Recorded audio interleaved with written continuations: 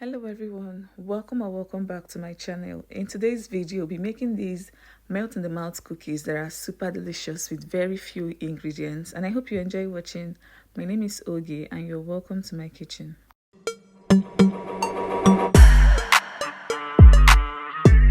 Let's get started. Here comes my first ingredient, which is margarine. This is about half a cup of margarine, and I'll proceed to transfer this into my mixing bowl. I'll make sure to scrape all the margarine out of the cup.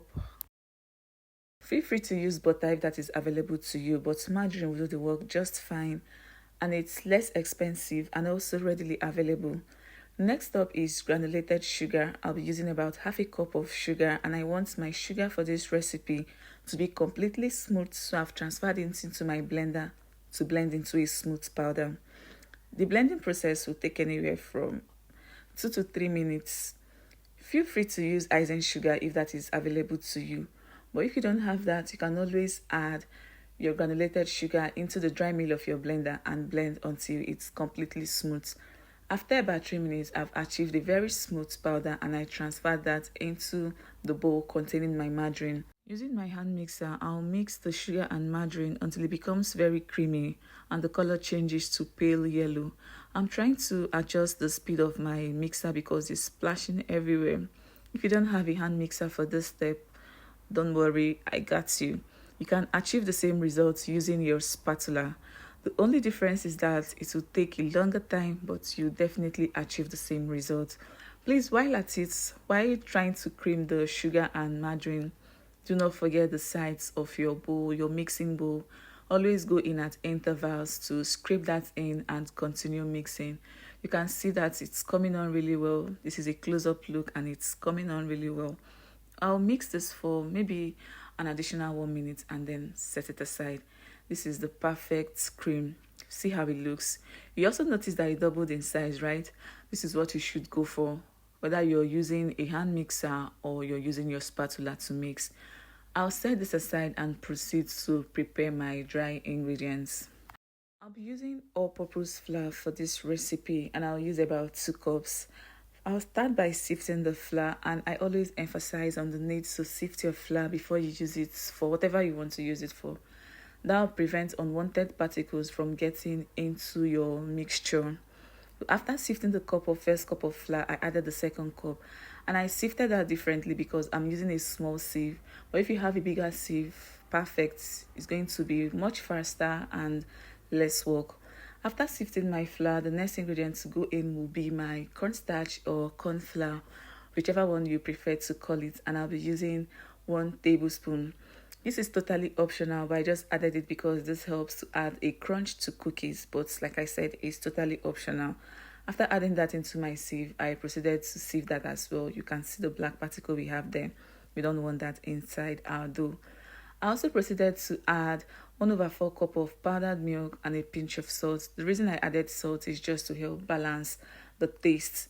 So I'm done with my dry ingredients, and I use my spatula to mix that for a few seconds before going in with my wet ingredients. I've just added my cream, sugar and margarine, and I'm adding my flavor. For flavor today, I'm using vanilla oil.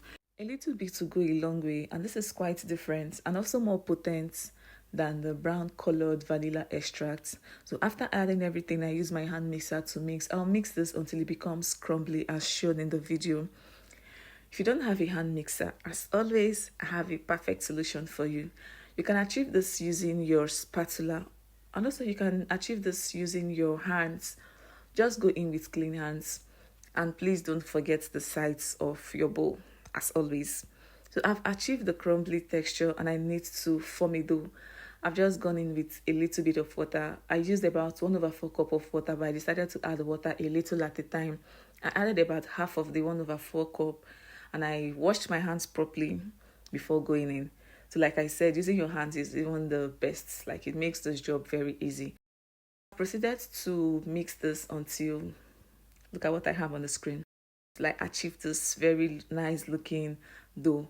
You don't have to mix too much. It doesn't have to be completely smooth. Just add a little water, and this is what you should go for. Next up is to wrap up this dough in cling film and then keep in the refrigerator to rest for at least 20 minutes. 20 minutes later, and it's time to cut out our cookies. I floured my work surface and then I divided the dough into two to make the work very easy for me. Next, I proceeded to use my rolling pin to roll out the dough. You don't want to roll out your dough to be very flat. You want your dough to have a bit of thickness that is perfect for cookies. So after rolling out the dough, I cut out the edges to make it look more presentable, and then I went in with my cookies cutter to cut out the perfect shape. You don't have to use a cookies cutter for this. You can use any objects in your kitchen that have the perfect shape, that have the shape you want. Just go in with that and cut it out. So I'm using this shape to cut out the cookies, and you can see that it's going very smooth, and this is because of the texture of the dough. The texture of your dough has to be almost perfect if you want your cookies looking this beautiful and also coming out seamlessly when you attempt to cut them. These cookies is also perfect for business if you're a student looking for a side hustle, or if you just want to make extra money. Let me know down in the comments if you want a step-by-step tutorial on how to make cookies for business and also cost them. This is very easy to do, so I'll be in the comments. So this is what it looked like after cutting it out. You see, it's not completely flat. It has a bit of thickness. I think this is perfect. I'll proceed to repeat the same process for the second part of the dough. After rolling it out, I'll cut out the edges and then use my preferred cutter to cut out nice shapes. If you've watched up to this point, thank you so much for staying with me. It shows you're enjoying the recipe and I'm truly grateful to have you here. Please don't forget to give the video a thumbs up if you haven't done that already. Share it out to your family and friends. A lot of people want to try out this recipe because almost everybody loves cookies or biscuits, especially kids. Kids love this a lot. This is something you can make for your family and they'll keep coming back for more.